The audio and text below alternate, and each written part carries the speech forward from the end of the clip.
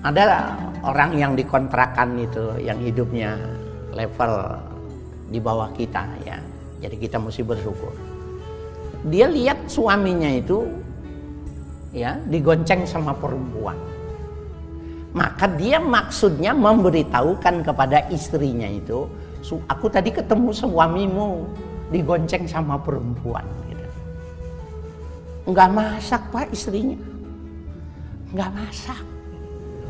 Kenapa dia dendam betul? Gua capek ngurusin anak di rumah, ternyata dia boncengan. Ribut, pulang langsung dicakar dulu sebelum ngomong. Ngasih makan gak ada, air putih gak ada, apalagi teh manis gitu. Padahal dia naik ojek, ojeknya perempuan. Kenapa bisa begitu? Komunikasi yang tidak lancar. Nah, hancur Pak kita kalau pada kondisi sekarang ini kita buka HP kemudian kita telan. Ini setan gepeng ini paling brengsek nih Pak. Setan gepeng nih. Ini kalau nggak mahal dibanting ini, cuma mahal. Nah, Bapak Saudara sekalian yang berbahagia.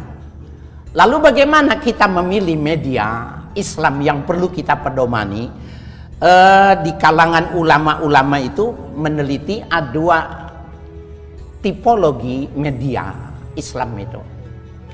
Yang pertama mereka menyebutnya adalah jurnalis profetik.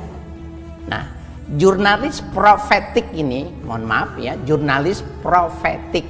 Profetik itu sebuah jurnal karya yang dilakukan oleh para jurnalistik, tetapi lebih bernuansa kenabian.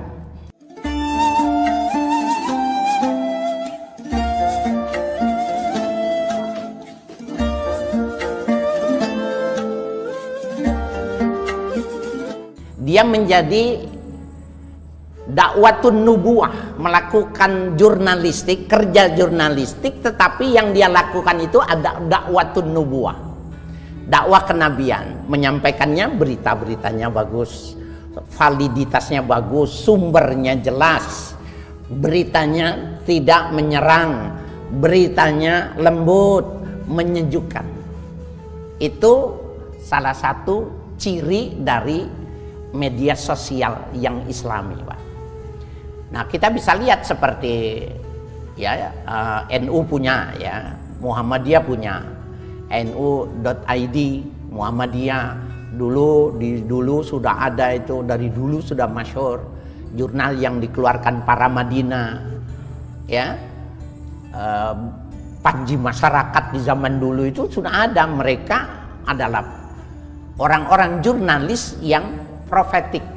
Ketika melakukan pemberitaan, ketika mereka meramu, menyaji sebagai berita itu, dijadikan sebagai bahan media, tetapi dia seperti seorang mengikuti seorang nabi. Bagaimana nabi ketika kalau dia berkata, bagaimana nabi kalau menyampaikan, bagaimana nabi kalau dibantah, bagaimana nabi kalau tidak berhasil, dan bagaimana nabi kalau berhasil menyampaikan dakwanya. Itu tadi.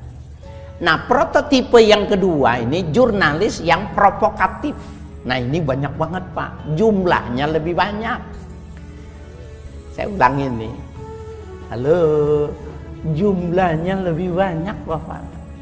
Yang bagus sama yang jelek, banyakan yang jelek. Dan itu kadang-kadang yang dibububuin itu manis Pak. Beritanya itu manis. Ya Allah. Kita ingat ya catatan-catatan terdahulu. Ketika wapres kita itu seorang kiai ya. Tetapi ketika dia beda warna, ketika dia beda haluan, beda pilihan, habis dicaci maki, dibully habis. Padahal kapasitas dia sebagai seorang ulama itu nggak boleh dilakukan seperti itu. Kenapa? Gara-gara warnanya beda.